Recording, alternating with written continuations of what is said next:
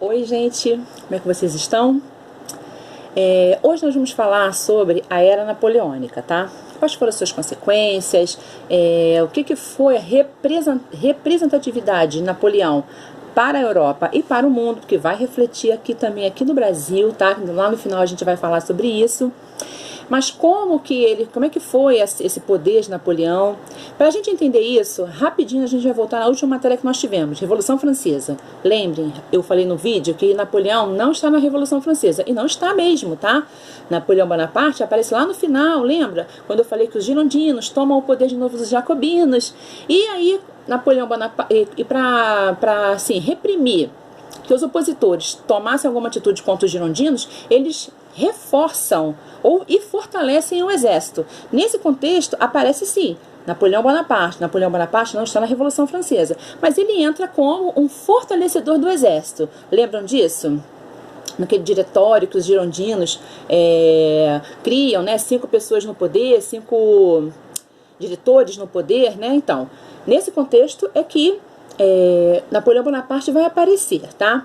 E aí, o que vai acontecer ainda? Napoleão vai assumir esse poder, né? Porque, na verdade, os girondinos deram um tiro no pé. Lembra que eu falei isso? Eles chamam Napoleão Bonaparte para assumir o exército, e Napoleão Bonaparte acaba sobressaindo aos girondinos e tomando a França para si. Mas isso que a gente vai falar hoje. Ele vai governar aí de 1799 até 1815, tá? Para vocês entenderem mais rápido e mais fácil, para não ficar um período muito grande, a gente vai dividir em dois. De 1799 até 1804, que é um período menor, que chama-se de período do consulado. Ou seja, a França vai ter 3 cônsules. O próprio Napoleão Bonaparte e mais 2 cônsules que não tinham voz muito, eram só para consultivo, era só mais para enfeite, porque toda a decisão era tomada pelo próprio Napoleão Bonaparte.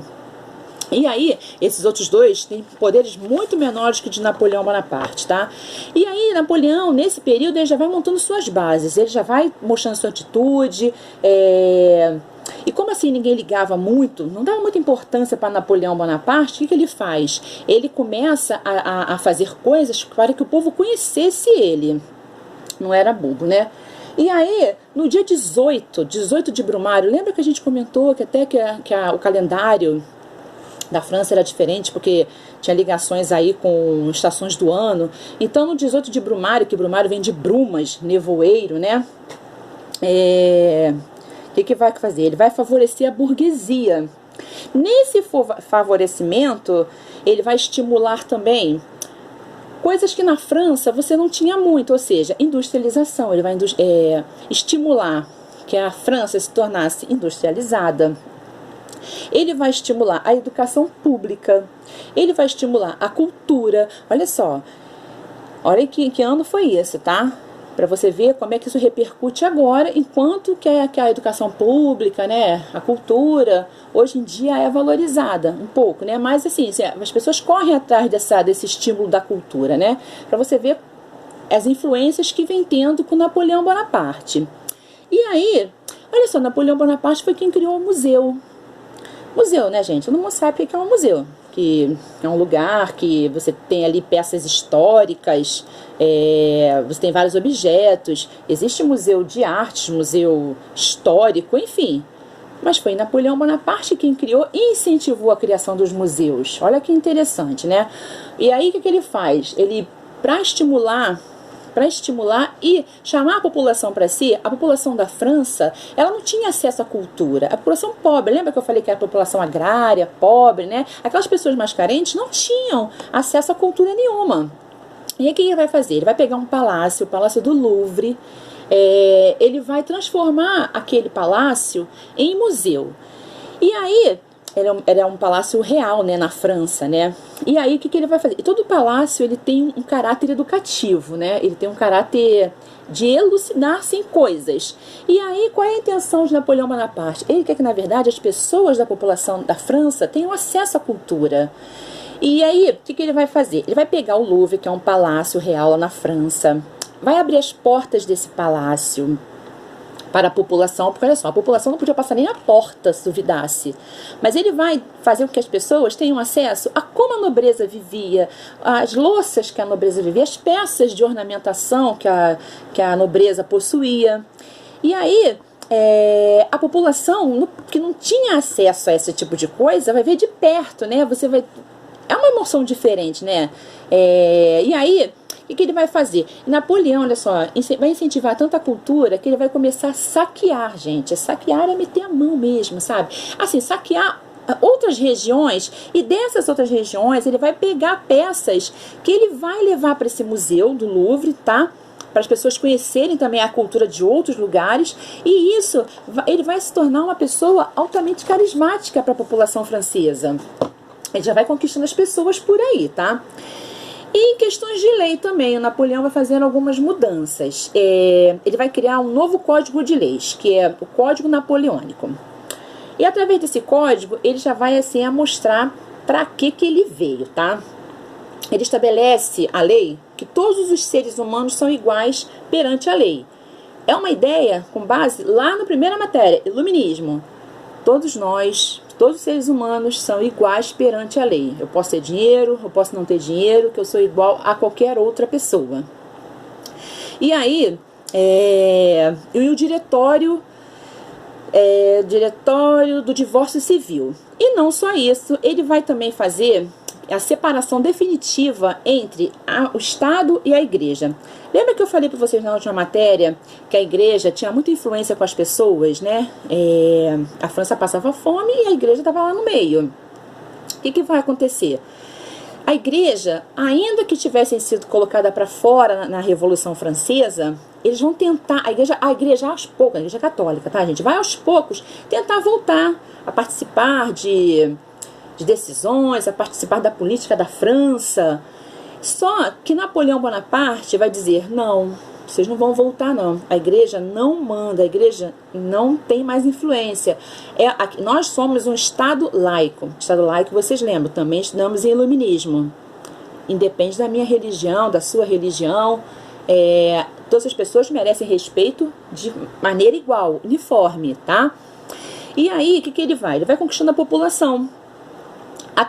Olha só, se vocês pararem para reparar, quadros de Napoleão Bonaparte retrata ele uma pessoa forte, uma pessoa poderosa.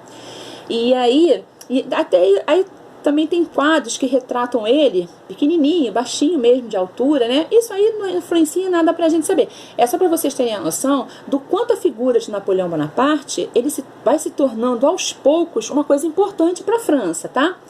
E aí ele fazia plebiscitos. Plebiscito ele fazia como? Ele pegava, colocava na votação, ele fazia uma pergunta à população francesa e a população francesa votava. Num desses plebiscitos, Napoleão Bonaparte pergunta se querem que ele continue, se ele governa bem a França, querem que ele se torne um imperador. A população em massa diz que sim, que ele deve ser o imperador da França. A população em peso fala isso. E aí, o que acontece? Em 1804, sai de cena esse consulado, desses 2 cônsules e mais 3 cônsules, no caso, 2 e mais Napoleão Bonaparte. Sai. Napoleão Bonaparte fica sozinho e se torna, de fato, imperador, né? E aí, o que vai acontecer?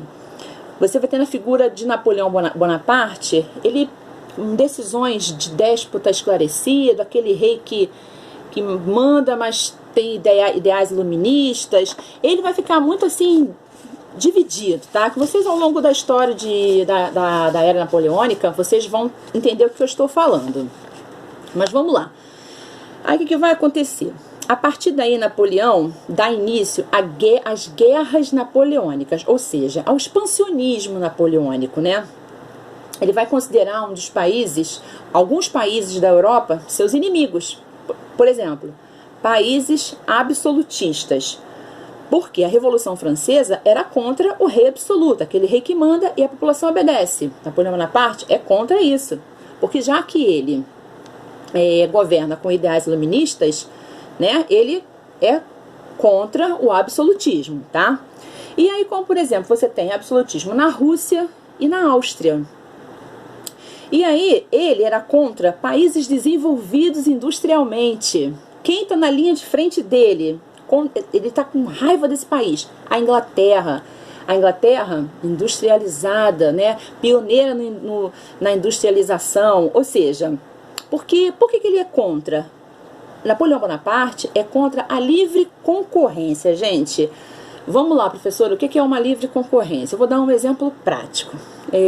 Digamos que eu seja dona, deixa eu ver aqui, uma floricultura, sei lá, uma floricultura. E aí, na frente da minha floricultura, abre uma outra floricultura. Só que o meu rival lá, a pessoa que abriu uma floricultura na frente da minha, ele tem um preço melhor, ele tem mais diversidade de flores, ele bota um laço mais bonito que o meu, enfim. Qual é a minha obrigação? É eu lutar, né? Sim, lutar, que eu tô falando, é tentar me equiparar a dele. Fazer as mesmas coisas ou um pouco melhor para sobressair a floricultura do outro. Mas vamos que essa floricultura não fosse minha, fosse de Napoleão Bonaparte. Ele não ia tentar negociar ou tentar melhorar a dele. Ele ia lá na outra calçada e ia destruir aquela floricultura. Era assim que ele ia fazer, tá? E é isso que ele vai tentar fazer com a Inglaterra. Eu acho que ele não devia ser muito bom de geografia, não. Porque, olha só, a parte que separa a Inglaterra da França é uma porção de mar muito pequeno, chamado Canal da Mancha, tá? O que vai acontecer? Ele vai tentar invadir a Inglaterra, né, por esse Canal da Mancha. O exército francês pode ser, o exército francês pode ser muito bom, mas a marinha não era tão boa, tá? E aí, o que ele vai fazer? Napoleão Bonaparte não vai conseguir atacar a Inglaterra. Porque a marinha britânica vai estar nesse Canal da Mancha, impedindo, logicamente, que ele passe, né?